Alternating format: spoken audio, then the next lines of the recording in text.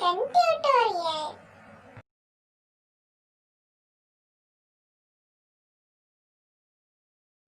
Hi all, ഇന്ന് +1 ഫിസിക്സിൻ്റെ first chapter physical വേൾഡാണ് നമ്മൾ discuss ചെയ്യാൻ പോകുന്നത്. അതിൽ ഇമ്പോർട്ടൻറ്റ് പോയിൻറ്റ്സ് ആണ് ഈ ഒരു സെഷനിൽ ഡിസ്കസ് ചെയ്യാൻ പോകുന്നത്.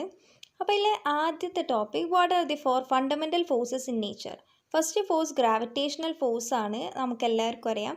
സെക്കൻഡ് വീക്ക് ന്യൂക്ലിയർ ഫോഴ്സ് ആണ്. Third force electro magnetic force ആണ്. പിന്നെ fourth force strong nuclear force ആണ്. ഞാൻ എഴുതിയതിൻ്റെ ഓർഡർ നിങ്ങൾക്ക് മനസ്സിലായോ? ഗ്രാവിറ്റേഷണൽ ഫോഴ്സാണ് ഏറ്റവും ചെറുത്, പിന്നെ കൂടിക്കൂടി വരികയാണ്. അത് ഞാൻ ഫോഴ്സിൻ്റെ സ്ട്രെങ്ത്ത് നിങ്ങൾക്ക് മനസ്സിലാവാൻ വേണ്ടിയിട്ടാണ് അങ്ങനെ തന്നെ എഴുതിയത്. വീക്കസ്റ്റ് ഫോഴ്സ് ഗ്രാവിറ്റേഷണൽ ഫോഴ്സും സ്ട്രോങ്ങസ്റ്റ് ഫോഴ്സ് സ്ട്രോങ് ന്യൂക്ലിയർ ഫോഴ്സുമാണ്. ഗ്രാവിറ്റേഷണൽ ഫോഴ്സിൽ നിന്ന് സ്ട്രോങ് ന്യൂക്ലിയർ ഫോഴ്സ് ഇങ്ങനെ ഇൻക്രീസ് ചെയ്ത് വരികയാണ്. ഇനി ഗ്രാവിറ്റേഷണൽ ഫോഴ്സ് വീക്കസ്റ്റ് ഫോഴ്സ് ആണ്. The force that exists between any two bodies having mass. മാസ്സുള്ള ഏത് രണ്ട് ഒബ്ജക്റ്റിൻ്റെ ഇടയിലും അല്ലെങ്കിൽ ഏത് രണ്ട് ബോഡീസിൻ്റെ ഇടയിലും ഉണ്ടാകുന്ന ഫോഴ്സാണ് ഗ്രാവിറ്റേഷണൽ ഫോഴ്സ്. അതിൻ്റെ എക്സാമ്പിൾ പറയുകയാണെങ്കിൽ the force between earth and sun, the force between moon and earth, അതായത് ഭൂമിയും സൂര്യനും തമ്മിലുള്ള ഫോഴ്സ്, ഭൂമിയും ചന്ദ്രനും തമ്മിലുള്ള ഫോഴ്സ്, ഞാനും വേറൊരു കുട്ടിയും തമ്മിലുള്ള അട്രാക്റ്റീവ് ഫോഴ്സ് ആണ് കേട്ടോ ഗ്രാവിറ്റേഷണൽ ഫോഴ്സ്.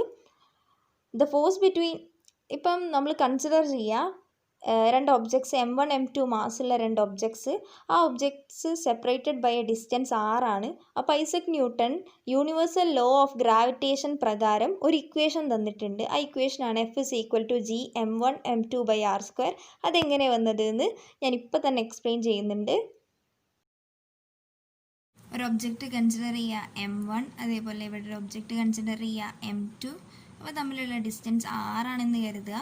അപ്പോൾ അവർക്ക് തമ്മിലുള്ള ഗ്രാവിറ്റേഷണൽ ഫോഴ്സ് എന്ന് പറഞ്ഞാൽ ഈ പ്രപഞ്ചത്തിലെ ഏത് രണ്ട് ഒബ്ജക്ട്സിൻ്റെ ഇടയിലും ഗ്രാവിറ്റേഷണൽ ഫോഴ്സ് ഉണ്ടാവുന്നല്ലേ നമ്മൾ പഠിച്ചത്. അപ്പോൾ ഗ്രാവിറ്റേഷണൽ ഫോഴ്സ് ഇവർക്ക് തമ്മിലുള്ള എത്രയും നമുക്കറിയണ്ടേ. ഈ ഗ്രാവിറ്റേഷണൽ ഫോഴ്സ് കൂടിക്കൊണ്ടിരിക്കും ഈ രണ്ട് ഒബ്ജക്റ്റിൻ്റെ മാസ് കൂടുന്തോറും.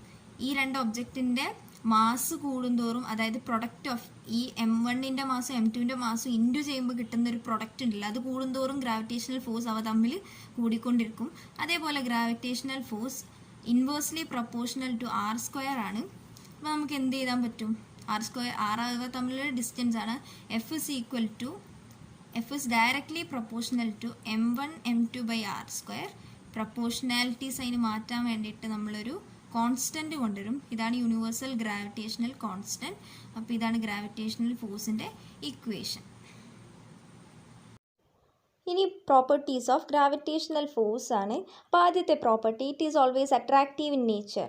ഗ്രാവിറ്റേഷണൽ ഫോഴ്സ് അട്രാക്റ്റീവ് ഇൻ നേച്ചറാണ്. അതായത് ആ ഫോഴ്സ് അതിൻ്റെ അടുത്തേക്ക് ഇങ്ങനെ എല്ലാ ഒബ്ജക്ട്സിനെയും അട്രാക്റ്റ് ചെയ്തുകൊണ്ടിരിക്കും. അതേപോലെ ഗ്രാവിറ്റേഷണൽ ഫോഴ്സിന് ഒരു പരിമിതി ഇല്ല, ഇത്ര സ്ഥലത്ത് നിന്നുള്ള പരിമിതി ഇല്ല, എല്ലായിടത്തും ഉണ്ടാവും. പിന്നെ അതാണ് വീക്കസ്റ്റ് ഫോഴ്സ്. ഇനി അടുത്ത ടോപ്പിക്കാണ് വീക്ക് ന്യൂക്ലിയർ ഫോഴ്സ് എന്ന് പറയുന്നത്. ഗ്രാവിറ്റേഷണൽ ഫോഴ്സിനേക്കാളും സ്ട്രെങ്ത് കൂടിയ ഒരു ഫോഴ്സാണിത്. It is a force found in nuclear processes such as beta decay process. Beta decay എന്ന് പറയുന്നത് പ്രോട്ടോൺസിനെ ഇലക്ട്രോൺസ് ആയിട്ട് മാറ്റുന്ന ഒരു പ്രോസസ്സാണ്.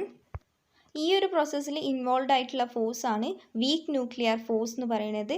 In beta decay the nucleus emits an electron and an uncharged particle called antineutrino. അതൊന്ന് ഓർത്ത് വെച്ചാൽ മതി.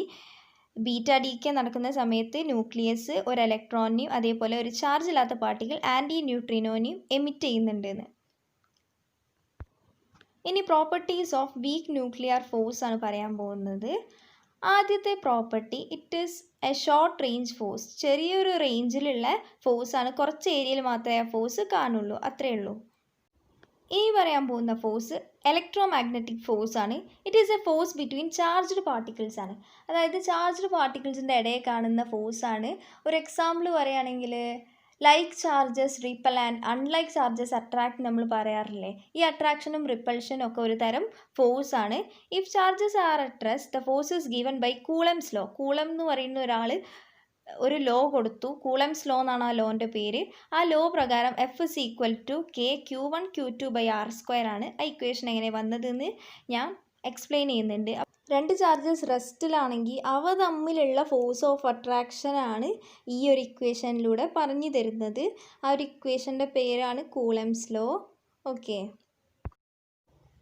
ഇനി പറയുന്ന പോയിന്റ് എന്ന് വെച്ചാൽ ഒരു ചാർജ് മാഗ്നറ്റിക് ഫീൽഡിലൂടെ മൂവ് ചെയ്തുകൊണ്ടിരിക്കുമ്പോൾ അതിനൊരു ഫോഴ്സ് ഫീൽ ചെയ്യും, അതാണ് മാഗ്നറ്റിക് ഫോഴ്സ്.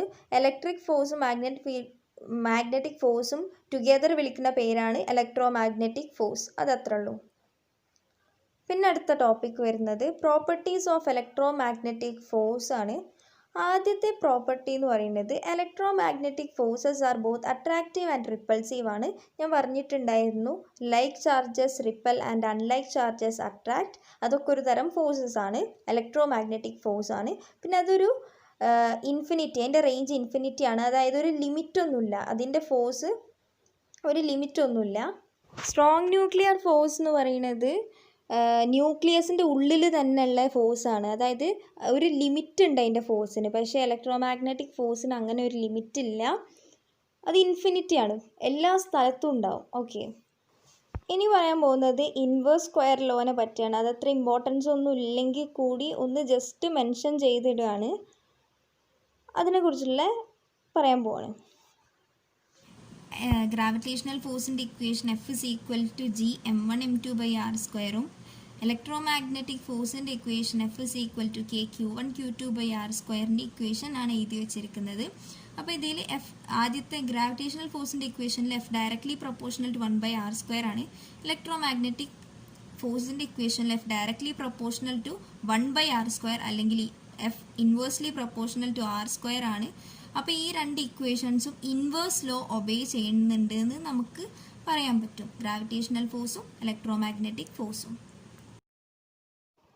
അടുത്ത ടോപ്പിക്കാണ് strong nuclear force. Force that binds protons and neutrons in a nucleus is called strong nuclear force. അതായത് ഒരു ന്യൂക്ലിയസിൻ്റെ ഉള്ളിൽ പ്രോട്ടോൺസിനെയും ന്യൂട്രോൺസിനെയും ഒരുമിച്ച് പിടിക്കുന്ന ആ ഒരു ഫോഴ്സാണ് സ്ട്രോങ് ന്യൂക്ലിയർ ഫോഴ്സ് എന്ന് പറയുന്നത്. അതാണ് ഏറ്റവും സ്ട്രോങ്ങസ്റ്റ് ഫോഴ്സ്. പക്ഷേ അതിൻ്റെ റേഞ്ച് എന്ന് പറയുന്നത് വളരെ ചെറുതാണ്, ആ ന്യൂക്ലിയസിൻ്റെ ഉള്ളിൽ മാത്രമേ ഉണ്ടാവുള്ളൂ. ന്യൂക്ലിയസ് എത്ര ചെറുതാണെന്ന് നമുക്കറിയാം, വലിയൊരു ഫുട്ബോൾ സ്റ്റേഡിയത്തിൻ്റെ നടുവിലൊരു ബോൾ വെച്ചാൽ ആ ബോളിൻ്റെ അത്ര മാത്രമേ ന്യൂക്ലിയസ് ഉണ്ടാവുള്ളൂ എന്ന് നമുക്കറിയാം. അപ്പം അതിൻ്റെ ഉള്ളിലുണ്ടാവുന്ന ഫോഴ്സ് എത്ര ചെറുതാണെന്ന് നമുക്ക് മനസ്സിലാക്കാം. പക്ഷേ അതാണ് സ്ട്രോങ്ങസ്റ്റ് ഫോഴ്സ്. അതോടൊപ്പം തന്നെ അത് ചാർജ് ഇൻഡിപെൻഡൻറ്റും മാസ് ഇൻഡിപെൻഡൻറ്റും ആണ്. ഇനി അടുത്ത പോയിന്റ് പറയാൻ പോകുന്നത് രണ്ട് പ്രോട്ടോൺസിൻ്റെയും രണ്ട് ന്യൂട്രോൺസിൻ്റെ ഇടയിലുള്ള ഫോഴ്സും ഒരു പ്രോട്ടോണിൻ്റെ ഒരു ന്യൂട്രോണിൻ്റെ ഇടയിലുള്ള ഫോഴ്സും അത് സെയിം ആയിരിക്കും എന്നാണ് ജസ്റ്റ് ഒരു പോയിന്റ്. ഇനി properties of strong nuclear force ആണ്. അത് ഷോർട്ട് റേഞ്ച് ഫോഴ്സ് ആണ്, strongest of all forces in നേച്ചറാണ്. ഇത് നമ്മളിപ്പം പറഞ്ഞൊരു പോയിൻ്റാണ്. ഇനി ഇത് ഫോഴ്സസ് പഠിക്കാനുള്ളൊരു കോഡാണ് ന്യൂ ജനറേഷൻ, ന്യൂ ജി എന്ന് പഠിക്കുക. N for strong nuclear force അല്ലെങ്കിൽ nuclear force, E for electromagnetic force, W for weak nuclear force, G for gravitational force ആണ്.